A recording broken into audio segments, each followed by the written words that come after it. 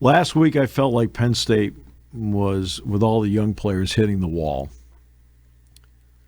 And, when that happens, it's usually you hit a wall, and it's kind of hard to predict when the guys, eventually you do break through the wall, but it's hard to predict, like, when it's going to happen.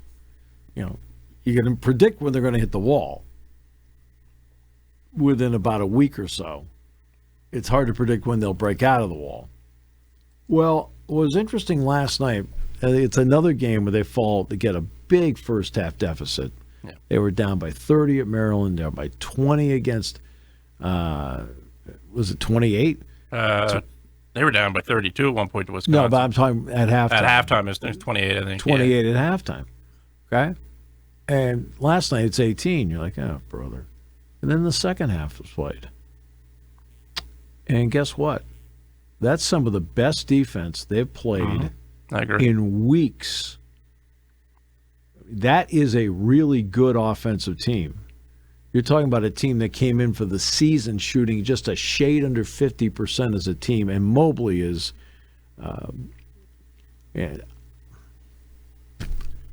just a superior offensive player. Thornton, I just love how he plays. I mean, Thornton, how many turnovers Thornton had last night? Zero. Yep.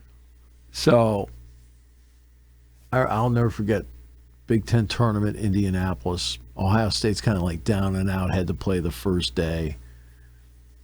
And I think Thornton was a kid at the time. I think Thornton was a freshman, maybe? Maybe he was a sophomore. He plays out of his mind, and they get all the way to the semifinals. I think it was 2023. I think Thornton was a freshman. Yeah, he was. It was 2023. Yeah, he was a freshman because Penn State was in the other half of the bracket, and Purdue finally knocked out Ohio State. Penn State knocked out Indiana, and it was Penn State and Purdue for the Big Ten championship. And I'm watching Thornton because, you're watching all these other games because Penn State's staying in the tournament, so I'm watching everybody play.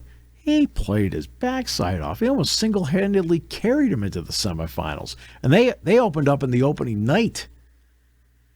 So they had to win 3 games just to get to the semifinals. And he played great. Well, he's been great ever since. I mean, you want to talk about the quintessential Big Ten body. And I think Royal's a really good player, too.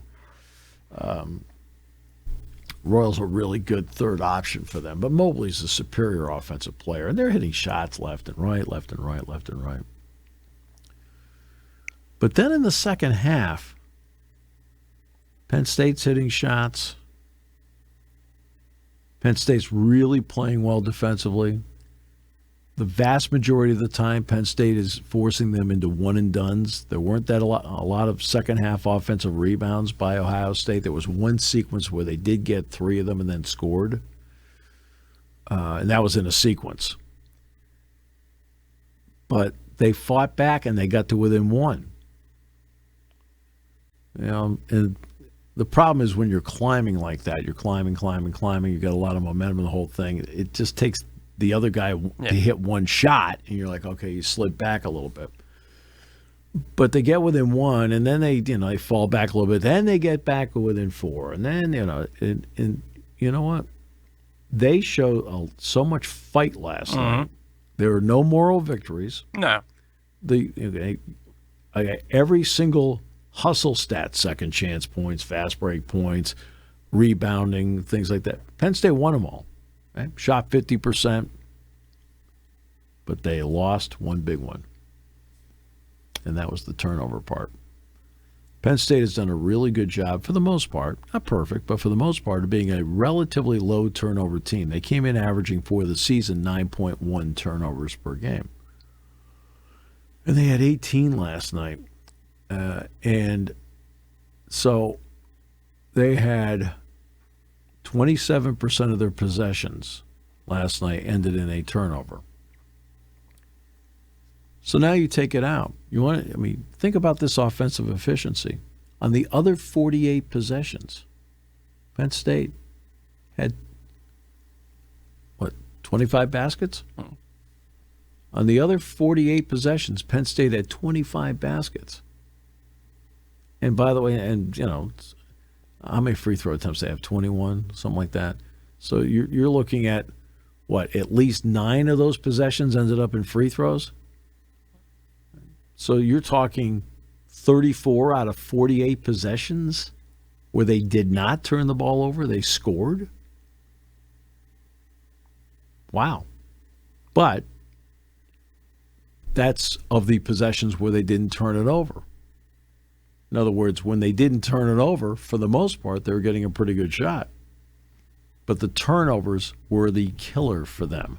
And when you double up the number of turnovers you average per game, okay, that's not part of the winning formula. You've got to be able, for Penn State, they got a few more steals last night that help, but they've got to get a combination of steals and turnovers. They're not a shot blocking team. And when Melly Tuncha is your shot block leader at 5, not good. Not great. All right, so you don't have rim protection. And in the second half, Ohio State shot, I think, like 41.5% in the second half.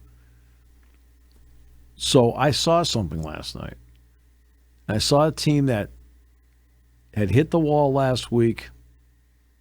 First half, and then all of a sudden punched through the wall and gave it a run. Now they're going to take on Northwestern. That'll be Thursday night. But again, no moral victories. We don't do the moral victory thing, but we do the evaluation part and tell you what we see firsthand as to what's going on out there. And Mingo had 8 assists in the game. Caden did not shoot the ball well last night. Eli Rice played. He played really well. Not only did he have 20 points last night, which was a career high, and Juric had a career high 14 rebounds. Juric had a double-double.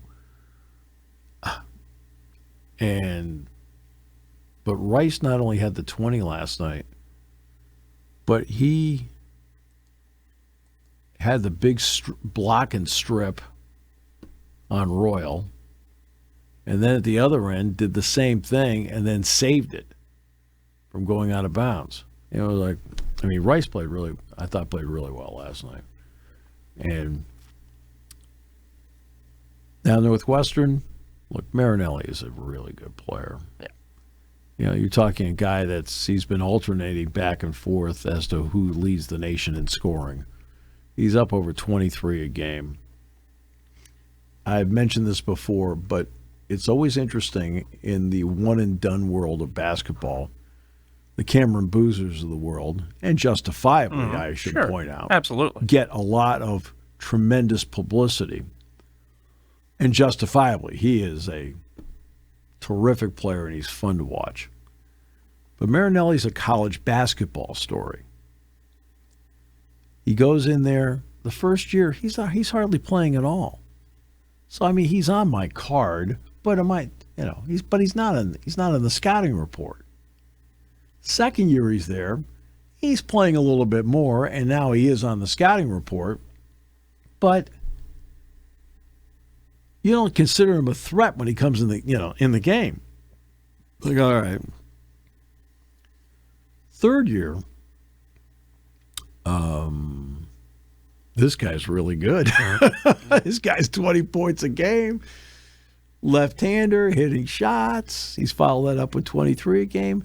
He is the old-fashioned college basketball story, a guy that developed on his own clock and has turned into a guy that is number one in the scouting report every time you play Northwestern. He is really good. And they're playing young guys.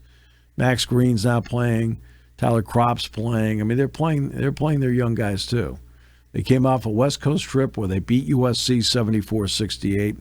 Then I watched the UCLA game on Saturday night, and they hung in there with UCLA. They hung in there. And UCLA didn't play the last 3 minutes very well. In fact, Nick was able to get 6 of his 20 points in the last minute and a half on layups because they were just trying to protect the three-point line. They kind of gave up layups. Just they thought, hey, they're going to foul us. We'll get the 2. They'll get a 2. Who cares? We'll keep the margin and win. And UCLA won the game. So, but Penn State had to fly back last night after bussing out there Saturday. And they'll do some limited work today. Got the coaches show tonight. Guy Godowski's on the first half hour tonight.